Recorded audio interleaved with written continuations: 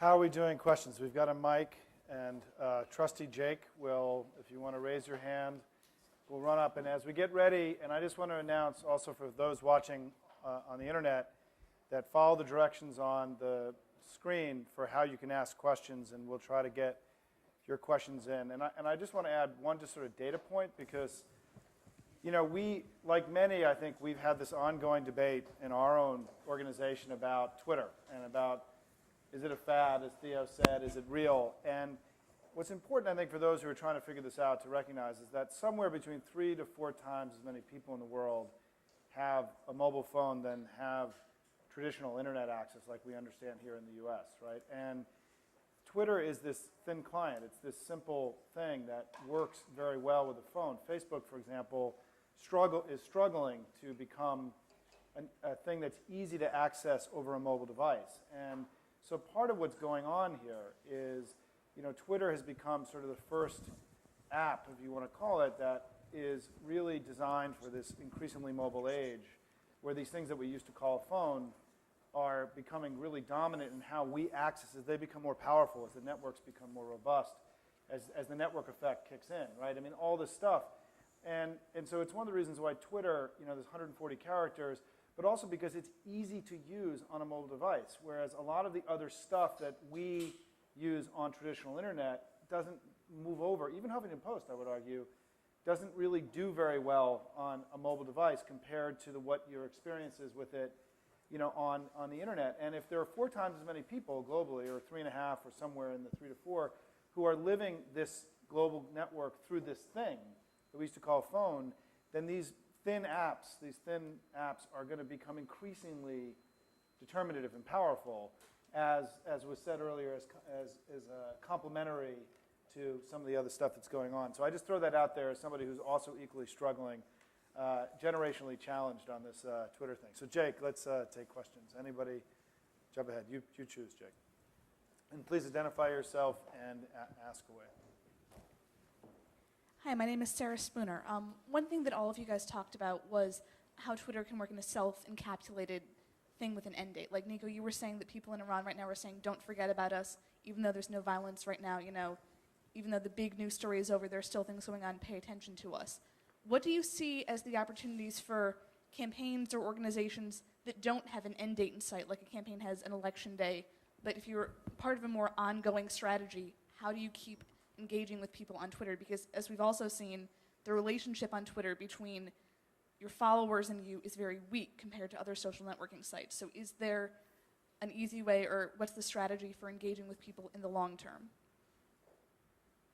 Well, I'll jump in there on kind of a technical level. You have to build into your program deadlines and activities that are perishable so people will come do it. So I think anyone who's raised money knows you raise more money close to the deadline than you do after the deadline. But also you can give people things to do. For example, in the Newsom campaign, we're holding town halls all over the state of California. There's a town hall tonight in the San Fernando Valley, and there's 750 people RSVP'd to that town hall. Not most, but many came from Twitter. So it's a perishable event. Come participate. And that's also part of the ladder of engagement. Get people to not just follow you on Twitter, but to come hear you in a gymnasium, or to give to your campaign or join your campaign. But you have to build that in. You have to have those organizing benchmarks. Jake.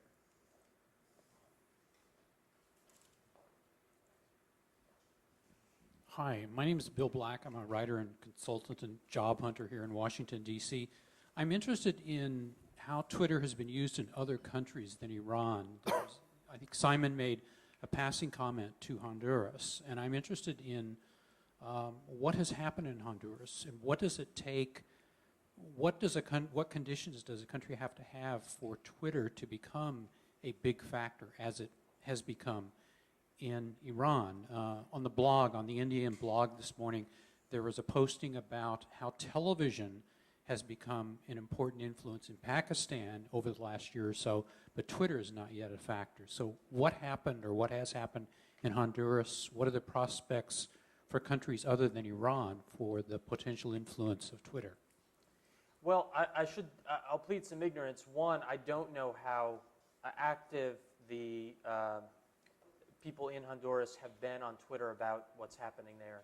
I do know that there have been some similar phenomena, such as videos of some of the violent scenes. There's one real brutal video that came out of when the ousted president was trying to fly back in. There was some violence at the airport, and a young man was killed. And there's video of people carrying him off. It's a really bloody scene, and it echoed to me a lot of the video of this young woman Neva in Iran who was killed. But it didn't have nearly that impact, at least in the U.S. media. It wasn't picked. I mean, CNN, all the networks were willing to air this video of this woman from Iran that was graphically violent, and you know, it was surprising to me, and none of them would touch this video from Honduras. So technologically, as Simon pointed out, I'm sure it's very important that the access to the internet in Iran, I mean, per capita, it had the most bloggers per country in the world. The internet was a comfortable tool for people there, whereas in Honduras, I imagine, I don't know the information, but I imagine that's a difference. But in the U.S. in particular, I think there's also a big factor. People in the United States knew some of the key players in Iran, whereas they don't in Honduras. Ahmadinejad was, I mean, I bet his name ID in the United States is fairly high. He's a controversial person. He's kind of unpredictable. He's news-friendly. He makes flamboyant statements, and so people who otherwise wouldn't be following a topic like Iran were able to use him as a means to relate to the story, and then build out from there. Honduras, unfortunately, in the situation with the Uyghurs in China, they don't share that. Hey, Morley, can I get you to ask a question about something you wrote about a few weeks ago? Sure. About the... Sure. Let me get the mic. The glorious potential of Twitter is something we can all celebrate. But during the Iranian demonstrations and disputes, the government was able to use the choke point in the internet backbone network to identify down to the ISP address their enemies. And in a somewhat macabre analogy, I said in one place that Simon and I were at, if Anne Frank had been using the internet, she would have been caught a lot sooner. So what do you see as the downside, the dark side of this phenomenon going forward? Well, I don't, surprisingly, despite the drop-off in content that you see from Iran, there haven't been many reports of people who were primarily using the internet to demonstrate and not necessarily going out in the streets all the time. And there hasn't been a lot of information about a crackdown on them. People, you go into their houses and pulling them out based on IP address identification. Satellite, are you? Oh, I thought you were. Oh, I mean, are there examples that come to mind for you? Because it's just. The reason the internet slowed down is because they were doing deep packet inspection, which is what we call firewall of every single transmission. Deep packet inspection, you can understand exactly where the transmission came from and who sent it. And the fact that we may not be aware of which people in what prison are being asked about that doesn't mean it didn't happen. That's exactly what they're doing. Morley, use the mic. It may be that case. I mean, I think what we lack right now is information about that definitely took place. And what makes me somewhat skeptical is that the network of people. It was a very small group of folks who were in Iran who were actively using Twitter and Facebook to communicate widely, and they knew. I mean, they knew one another. Many of them were friendly, were friends with one another long before. They had worked on the Mousavi's campaign together. So and the fact that there aren't a lot of those accounts, it may very well be. I think it's hard to tell. But there are certainly efforts to develop technology that makes it much more difficult for governments to do that. It's one area. There's virtually no areas where the U.S. Congress can be helpful in this, help the demonstrators there. And one potential area is for them to fund some of these. And the House Foreign Appropriations bill that just passed had $15 million for this. More will be coming, I'm guessing, from the Senate. So The chairman of that committee's wife is here, and is a big Twitter Iranian follower. Let me just turn it to a less dramatic challenge, which is the gubernatorial campaign. So how do you know that Jerry Brown isn't identifying every one of your followers and following them and you? Well, You can see how many people he's following, but I mean, Jerry Brown can follow us if he wants to, just be one more person getting our information. But I guess I'm not sure more than what the point of your question is. Hacking, disruption, denial of service. well, Yeah. two things can I say on the earlier question. That very well might be that the secret police were doing that. But that's not new. I mean, the Gestapo found the people with printing presses, and they shot those guys or those people. But the people who were reading the broadsheets generally weren't punished. And what you have here is a situation where now everybody can read the information. Yeah, there's still peril for the people who are publishing it, but there's some protection in that there's so many more people publishing it, and also some protection in that there's so many more people reading it. In terms of the second question, the philosophy of the Newsom campaign is very much Web 2.0. Jerry Brown can go onto ActBlue right now and see exactly how many donors we have. Contributions to Gavin Newsom are not given on Gavin Newsom's page. They're given on ActBlue. His social networking community, he didn't go out and create My Gavin Newsom and spend the millions of dollars to do that. He created those communities on Twitter and Facebook. His blogs are not on gavinnewsom.com. They're on Daily Kos and the Huffington Post. He had a front page blog yesterday on the Huffington Post. So the philosophy of his media and new media campaign is, in fact, to be completely transparent.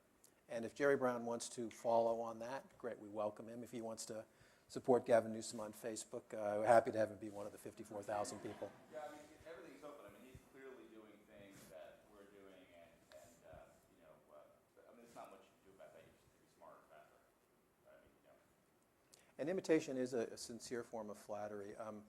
The former governor was a little snide about Newsom's Twitter efforts initially, but then if you follow some of the chatter from Twitter itself, you'll see that he and his consultant were quickly down there asking to be a part of the community, and he now essentially is implementing a Twitter strategy, at least, that's very similar to Newsom's Twitter strategy. So, question from the internet world from Greg Butensky, who's, I know, a longtime internet expert and a housemate of mine from college.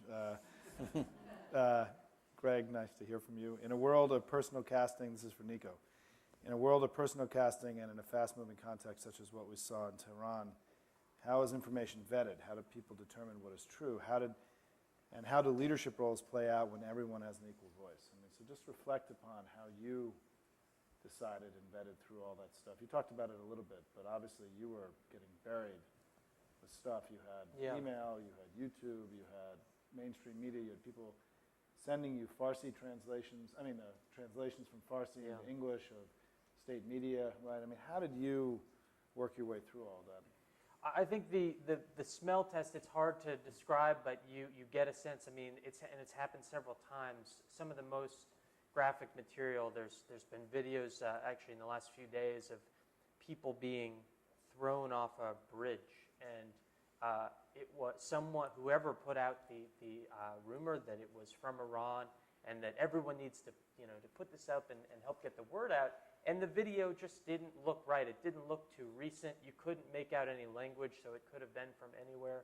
And so I held off posting it, and a few days later, it turned out that these were Kurds in Iraq, and the video was from several years ago. And so it was just, little decisions like that anyone trying to sift through original thing in the phrase. Anyhow, content like this needs to do. I definitely had invaluable help from people who spoke Farsi who were online, on IM with me all hours of the day. And, if I could send them something and they could tell me, oh, he's talking about something that wouldn't have happened at this date, or, happened before the election, this video isn't from here, or these people are speaking Arabic, not Farsi, so this isn't accurate. All of that help and trying to do my best to figure out which information was accurate, with the bottom line being that anytime I posted anything I couldn't be sure of, I made sure to note that this was unverified and not either the date wasn't solid, we couldn't tell the location, we couldn't tell if this was taken in Tehran or one of the outlying cities. I mean, trying to be clear about what we didn't know was the best that we could do. Hey, Nico, can I ask a follow-up? Yeah. Can you talk a little about the crowdsourcing of the Farsi? Is that how you did the translations? Yeah, I mean, the one big help was Google, who was very smart. I think Google and YouTube deserve a lot of praise. They put a lot of resources into this, in helping people learn about the conflict, learn about what was happening there, follow it closely. And one of the tools they released was a very rushed Farsi to English, English to Farsi translator. So when that came out, it helped a good amount. The translation quality is still pretty poor, so but it did the trick. But especially before then, I put up a post one day saying, if you're willing to help translate, send me an email. I kid you not, within 10 minutes, there were 100 emails, people saying, email me anytime, send me any kind of documents, I'll send them back to you. I mean, just such a passion and an eagerness to help out and help get information out. And so several of those I hooked up with on IM, so I could send them stuff instantaneously. And they were just great about it. I mean, Yeah, it's amazing, right? it's...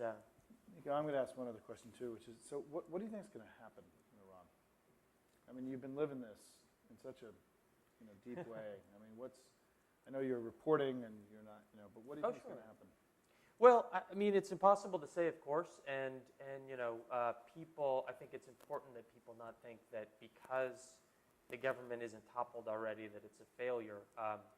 Gandhi started organizing in the 20s, and the British didn't leave till the late 40s, so these processes take time. But I think that there's clearly very solid evidence that the clerical establishment is deeply unsettled by what's happened. You see, more, even as the streets quiet, you see more and more agitation among ayatollahs and grand ayatollahs, and that's a very positive sign. You see Mousavi and his wife, who's definitely, I really urge people to go out and read about his wife, whose name I won't mangle, but she's incredible. She's a really inspiring woman, and their strategic sense seems to be right on target. I mean, they've been able to, obviously they face a vicious crackdown or arrest or worse if they go too far. They face, an uninspired, a lack of faith from the demonstrators if they don't do enough, and they've been able to maneuver effectively, and that bodes well for the future also. And are now they're setting up. Reports vary, but it's something like a civic institution, something like a campaign in perpetuity that they can use to organize legally. So while we don't know the end game, and it's very possible for the Iranian government to drop the fist at any point, there are a lot of good signs. I would say the last good sign is that public, we talk about the world is watching. The group that doesn't want the world watching is the government, and they know the world is, and the good sign is that they react not just to sanctions or to some other kind of harder tools, but just to press attention. They will react in a way either to cover up or to explain away or to change their line on certain issues. They'll release prisoners or they'll eagerly explain that they didn't punish the soccer players who wore green armbands. They don't want people to think that they're barbaric or viciously anti-human rights. So the fact that that's taking place among the government is another pretty crucial sign.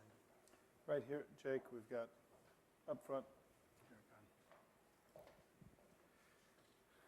Hi, just to follow up on that question, what do you think, or do you think it's possible for there to be a resurgence of activity on Twitter or social media outlets in the coming months and weeks, actually, weeks or months?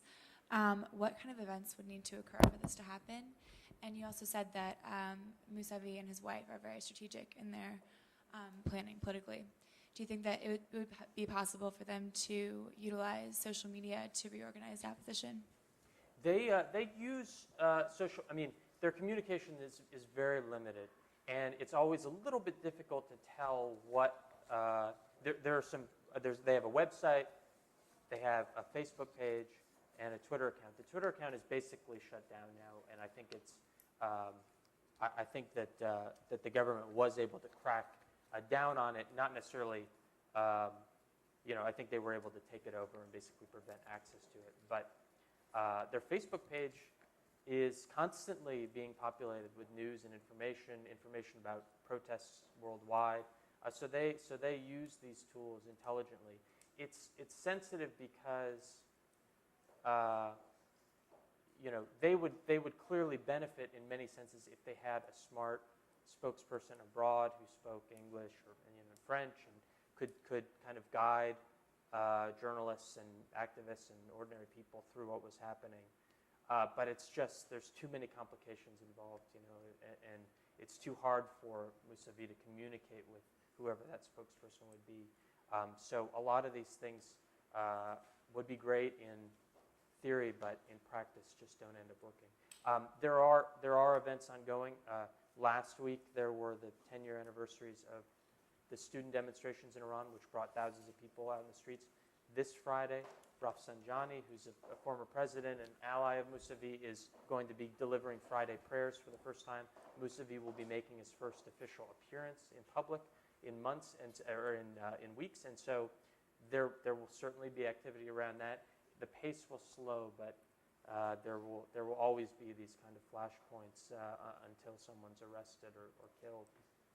Let me ask, I got one more question from the audience, and for all three of you, and why don't we use this as a way of also getting to sort of final thoughts, because we're coming to the end of our window here in the ADD world that we all live in, right? So this is from Adriana Dunn, who's the blog editor of a site called TakePart.com, and this is for all three of you. Why do you think the events during the past month in Iran resonated so strongly with the youth here in the States? What can American citizens do to show solidarity with the Iranians, aside from online efforts such as changing avatars to green, or anything else that you would like to end with?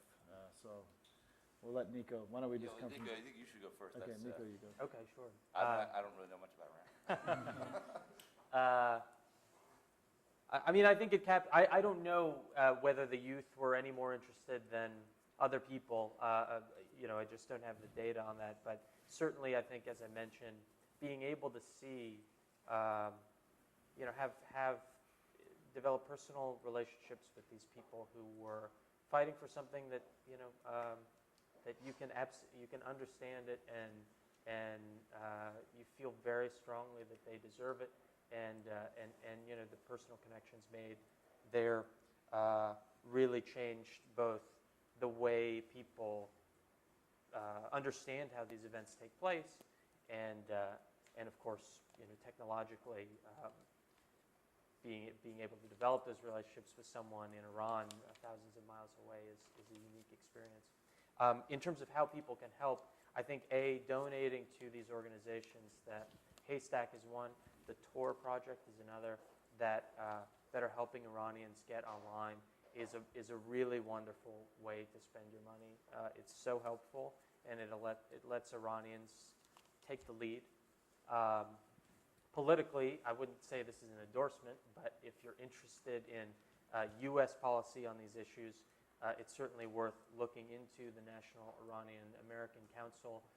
It's run by, or at least the biggest and best voice out of it is a person named Trita Parsi, who is on television all the time and writes a lot, and he's a really smart voice on all this. The organization does pretty unique work, and that's another area to look into. And I would add to that, we're talking about this tool, Twitter, and these other social networking sites and other tools that we have.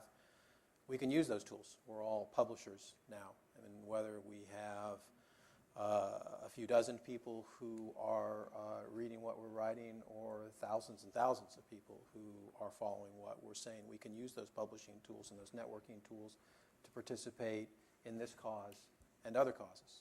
And it would be sad to develop all of this capacity and only use it to find out what our friends are doing Friday night for drinks. It's a tremendous power that we have, and we all have the ability to use it responsibly and productively for causes like this. Yeah, I mean, I would just add, this thing is brand new, and people are figuring out as it goes along. And, what Facebook is today, right, it was not a year or 2 years ago.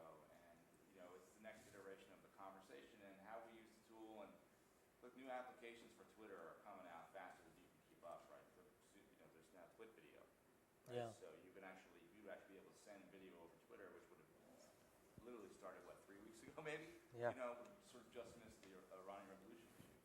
But I would encourage you to, even if you don't really understand it or sort of think it's crazy, to go check it out a little bit, because it's growing rapidly and it's changing every day. And, we're in there figuring it out. And, I think, as a partisan Democrat, if I can speak as a partisan Democrat for a second. Yeah, absolutely. As a partisan Democrat, the faster we figure it out and the better we are with the tools, the better we're going to do. And,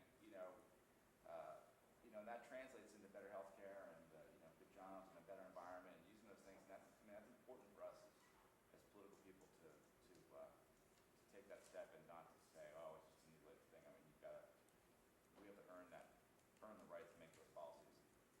Figuring out how to use social networking tools like this, Twitter is important for that.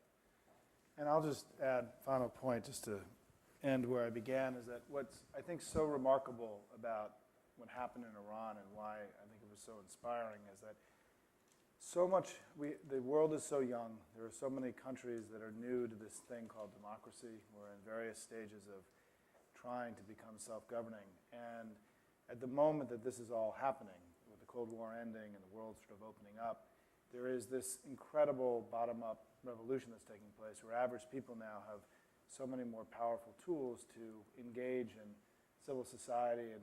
And I think, this whole question for the United States, particularly coming out of the age of Bush, where he so dramatically degraded the concepts of open society and freedom and all the things that I think have been so critical and a part of the creed, the American creed, and particularly for those on the progressive side of the aisle, starting with FDR, this idea of our commitment to giving everybody a shot, right, here and around the world, that there's this moment, the world is meeting a moment where these tools, I think, are going to become, what we saw in Iran is going to become a huge story over the next 10 to 20 years about civil society struggling with modernity and how do they govern themselves and how do they have open speech and freedom and how do these traditionally repressive governments now, as you pointed out about the Iranians, they're responding to this. I mean, they're being altered by this. I mean, one of my favorite moments in what Nico did, and I wrote about this on our blog, and I didn't tweet it, but I blogged about it, is when an Iranian government spokesperson said, look, we count, this is in the early days, there are only more people who voted than people in 50 or 100 of the major cities, right? He said, so it was a clean election. And he said, and look, I don't want to take any grief from you. We didn't criticize you guys in the United States when George Bush cheated in 2000. So don't come after me, right, for essentially acknowledging when we cheated. And what was so interesting about it was how insanely defensive it was and illogical, clearly indicating that this repressive regime was trying to, in the most clumsy way possible, deal with global public opinion and how bad they were at it, right? It was sort of just farcical reading the stuff that was coming out of the government. And so I just think that, and Morley raises incredibly important points about the ability for governments to use these tools against their own citizens. But at the end of the day, it just feels like that this is an extraordinary opportunity for human and political freedom and open societies to reassert themselves. And I think this is going to be the great story in the world over the next 10 to 20 years. So thank you all for helping lead it. And more to come. Thanks, everybody. Thank you.